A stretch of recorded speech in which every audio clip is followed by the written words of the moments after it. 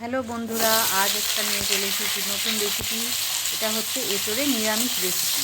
তো অনেকেই তো পেঁয়াজ রসুন দিয়েই এঁচোড়টা পছন্দ করো, সেটা দিয়েই অবশ্য ভালো লাগে। তবে আজকে আমি যে রেসিপিটা করছি এঁচোড়ের নিরামিষ রেসিপি, এটাও তোমরা ট্রাই করতে পারো। তো আমি কি করেছি, প্রথমে কড়াইতে সর্ষের তেল গরম করে ডুমো ডুমো করে কেটে রাখা আলু নুন আর অল্প হলুদ দিয়ে ভেজে তুলে রেখেছি। তারপর আগে থেকে নুন হলুদ দিয়ে হালকা ভাপিয়ে নেওয়া এঁচোড়টা ওই তেলেই ভালোভাবে লাল লাল করে ভেজে নিতে হবে।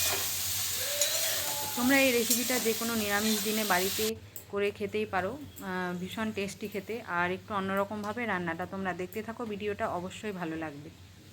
তো তারপর এঁচড়গুলো তুলে নেওয়ার পরে ওই তেলেই আরেকটু তেল দিয়ে তার মধ্যে কিছু ফোড়ন দিতে হবে, যেমন তার মধ্যে জিরে, তেজপাতা, শুকনো লঙ্কা, গোটা গরম মশলা।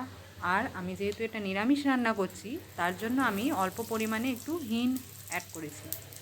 নিরামিষ রান্নাতে হিং দিলে স্বাদটা রান্নার আরও একটু বেড়ে যায়। তো তারপর ফোড়নটা একটু নেড়ে চেড়ে যখন ফোড়ন থেকে গন্ধ বেরোবে সুন্দর, তখন তার মধ্যে দিয়ে দিতে হবে একটা মশলার পেস্ট। এই মশলাটার মধ্যে আমি নিয়েছি আদা, জিরে, কাঁচা লঙ্কা, টমেটো, আর নিয়েছি চারমগজ।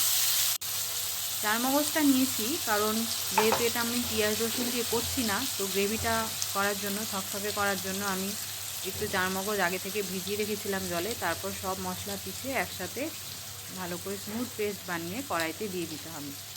তারপর মশলাটা হালকা নেড়ে চেড়ে তার মধ্যে আরও কিছু মশলা অ্যাড করতে হবে, যেমন নুন, হলুদ, কাশ্মীরি রেড চিলি পাউডার কালারের জন্য। ব্যাস এইটুকু দিয়ে ভালোভাবে মশলাটা অনেকক্ষণ ধরে কষাতে হবে। তারপর যখন অল্প তেল ছেড়ে আসবে, তার মধ্যে দিয়ে দিতে হবে টক দই। তারপর আবারও মশলাটা বেশ ভালোভাবে কষাতে হবে, যতক্ষণ না মশলাটা শুকিয়ে আসছে আর সুন্দর কাঁচা গন্ধটা চলে যাচ্ছে মশলা, ততক্ষণ পর্যন্ত এই মশলাটা ভালোভাবে কষিয়ে নিতে হবে।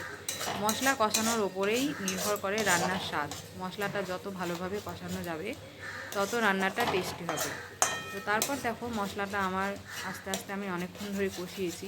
মশলাটা যখন কষা হয়ে এসে শুকিয়ে গেছে, তখন আমি আগে থেকে ভেজে রাখা এঁচড় আর আলুটা তার মধ্যে দিয়ে দিয়েছি।